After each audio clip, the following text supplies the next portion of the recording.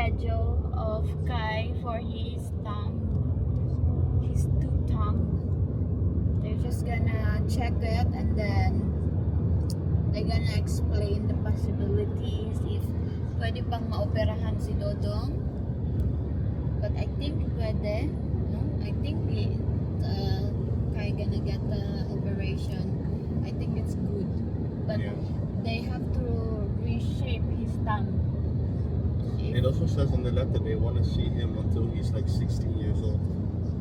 16? Yep. That's old. So, if you notice, guys, should I tell the vlog? Like, about Kai's tongue?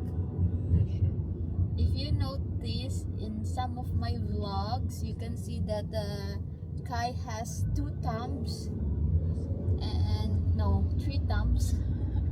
But in the other side, in the left hand, he has 2 thumbs. So only if you notice, yeah, that one is ipapacheck namin, and this has been scheduled 5 months ago since Kai was born. So yeah, today is the day. I hope it's gonna be great. I hope Kai's not gonna get so fussy in there.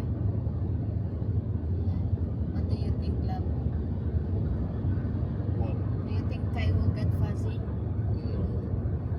Because he has a good nap now. You're gonna be happy in there.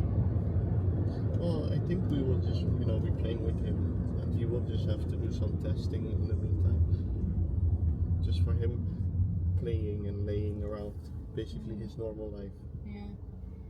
So yan, nandito na kami sa Arnhem, guys. Still 26 minutes to go. Medyo malayo siya.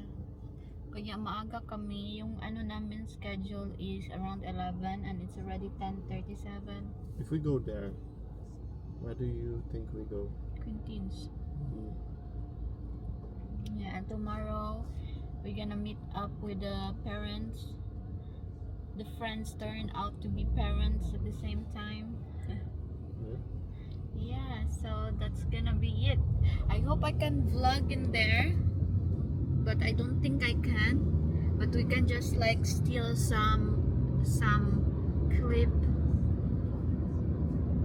Maliit naman ang camera, so we can steal some clip. So ayan, tignan nyo guys, it's so big. That's so scary, oy. I always think like, what if it broke and rolled down the spike road? will like hammer the floor.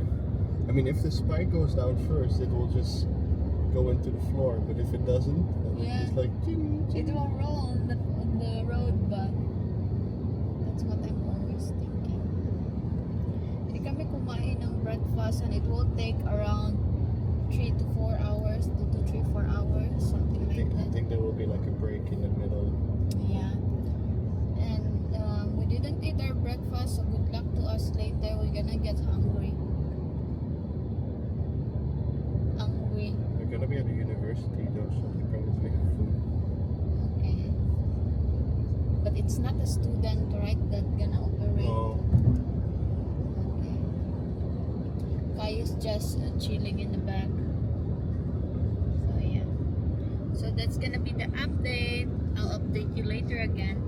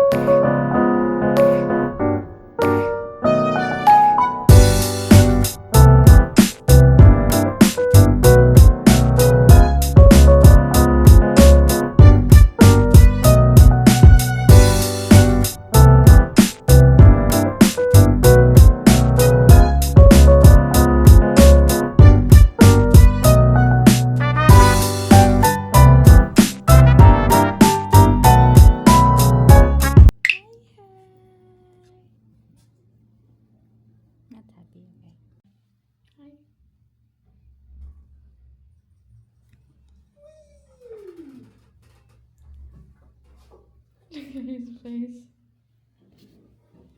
-1.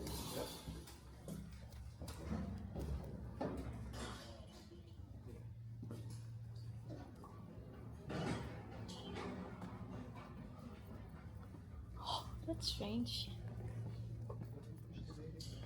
No, I'll push the baby. So you can vlog and we can walk. Okay? You know, I can vlog. So fast. What is it, baby? Yeah, I think. Get home or get to off? Get to Ulfstad. The one. Do you still have to work? Yep.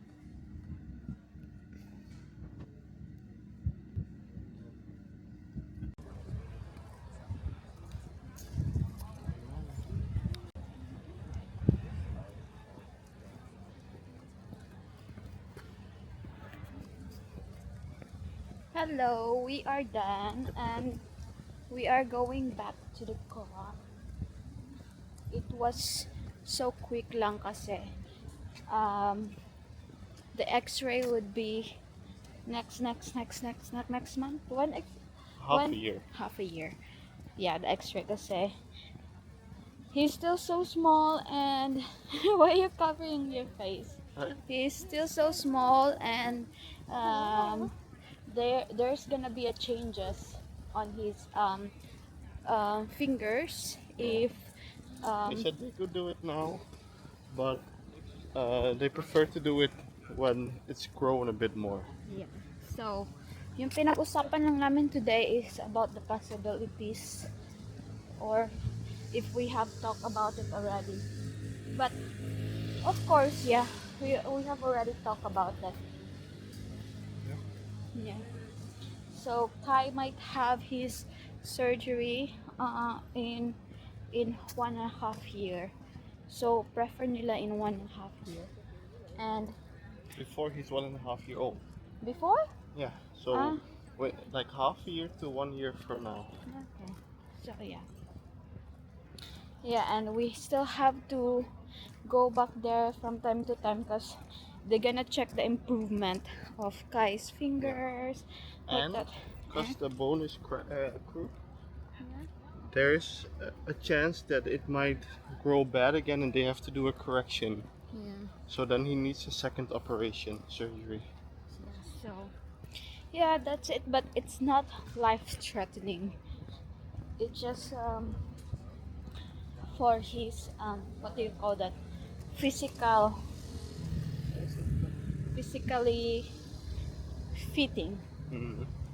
Because when his thumb will grow, the outside thumb will not grow. It might be smaller. So yeah. Ang layo ng nilakad namin kanina, guys. Napunta pa kami sa sa baba ng hospital kanina.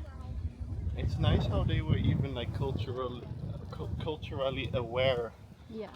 of Yeah, the 'cause- beliefs in the Philippines and things like Yeah, because like in the Philippines, right, if you have like extra thumb, it's lucky in there. But in here, they don't have that one in here. But of course, Kai will grow up in a multicultural place, that. environment. We prefer to get it removed because we're also thinking about when Kai grows up, what if he gets bullied, then Papa will pick me up in the jail.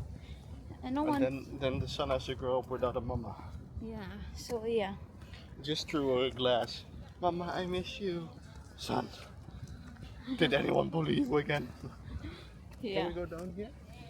Down here. You know what Devin told me?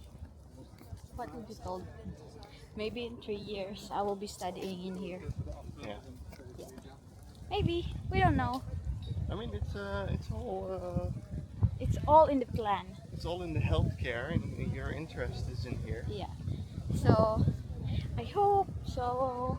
So I have to learn B2. What, B2 Dutch? Yeah. Well, you learn B1 Dutch first, and then here you can learn more language.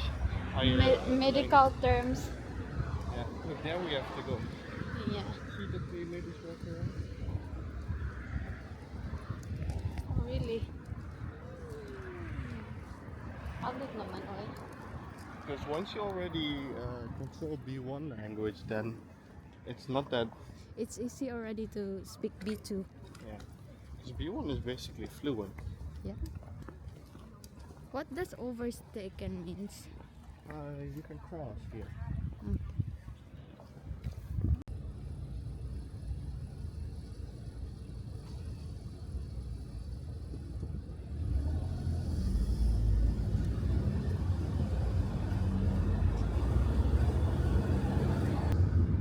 Is Nijmegen big, babe?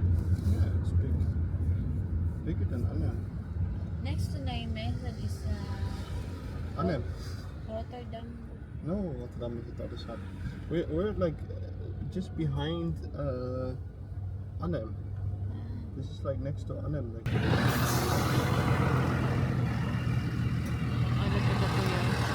No, even bigger than you. So you know what you can do? You can go in the red area and then you stand like this, like a starfish. Yeah. Hello guys! Good morning! Next day na to. Hindi ako nakapag-vlog kahapon kasi I am not feeling good emotionally yesterday. Well, although maganda naman yung results sa check kahapon kay Kai. But of course, the thing that he needs some operation for his thumb. Yeah, I feel worried and it was just too much for me yesterday um to vlog and to think about that na Kai will go through that thing so he will fit into the society, char. But yeah, kahapon it was good naman doon. We have three doctors yesterday. We have the pediatrician, we have the plastic surgeon, and yung isa, I don't know what's her role in there, but there's one girl in there that always smiling at Kai. She's also a doctor. Yeah.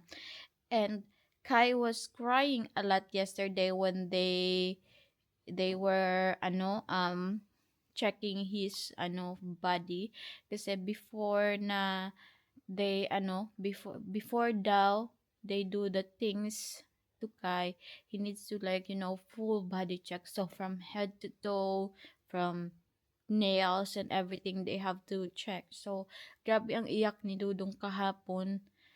And yeah, naawa ko kay Dudong kahapon, pero check lang yun ha, wala pang mga needles pa yon. And then Kai will hopefully get his surgery. Hapon sana is we need some x-ray for his thumb, double thumb. Pero they said that the thumb of Kai is still so small and it will still grow, so we better wait for like at least 6 more months to check his his thumb kasi tutubo pa daw yung yung extra bones ni Kai. So ayun, so basically yung thumb ni Kai is merong bones, hindi yung parang naka laylay dito, yung pwedeng tanggalin ng anesthesia. But kay Kai, kailangan talaga ng operation kay Kai. So yeah, yesterday they were so good, and they asked me about like the culture, like if it's allowed in my culture. But of course it is allowed, but we just have like beliefs there in the Philippines na if the baby has an extra thumb, it means like lucky baby. That's like we believe.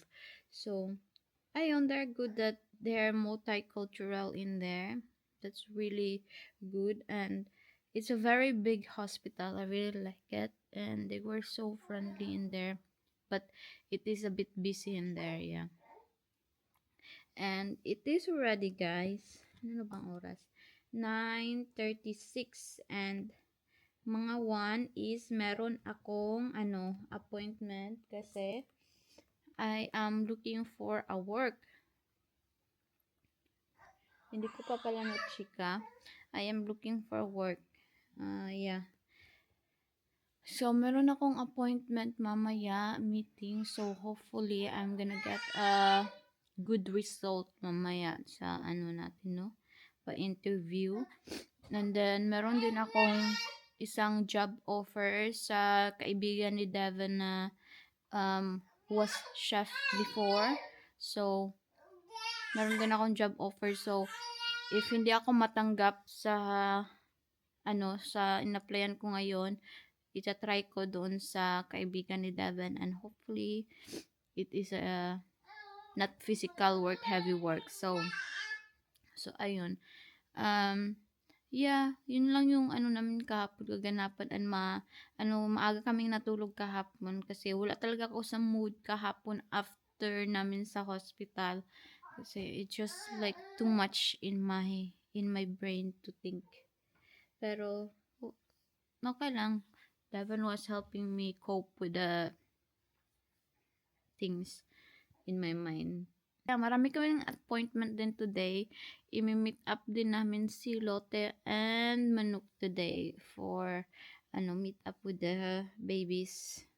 Tingnan yung aking hair fall, guys. So, naglulugay ako lang buhok ngayon dahil baka better siya sa paglalagas ko or whatever. Tapos everyday kong wina-wash yung hair ko na baka better din, baka iba lang sa akin. Kasi yung shampoo na gamit ko is nag-switch na naman ako ng shampoo. And kung meron kayong shampoo na pwedeng dito lang sa Netherlands or sa Germany mabibili na can help with the hair fall, please comment down below because I badly need it. Kasi grabe baka magnipis yung buhok ko. Makapal pa naman yung buhok ko, guys. Yes! Si Dudong, andun lang si Dudong. Pinalaro ko siya mag-isa. Because he needs to play independently na. Because as of the moment, he barely play all by himself. He needs someone to play with him. So, in case na we put him in the daycare, at least he can entertain himself in there. Pero meron namang magbabantay sa kanya and meron namang madaming batang maglalaro sa kanya doon. So, yeah. Si Dudong is very good last night. Natulog siya sa bed niya. But, what is it?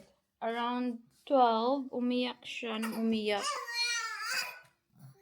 Do you want to say hi? Say hello. Hello.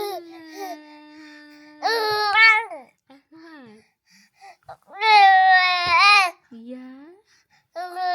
Yeah? What else? Oh,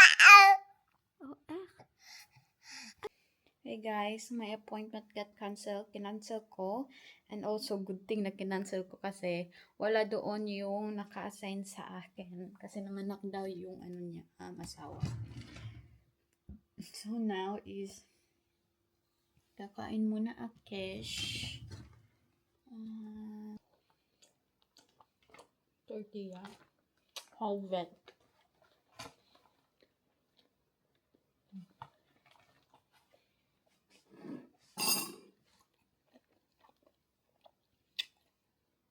What did Sanji?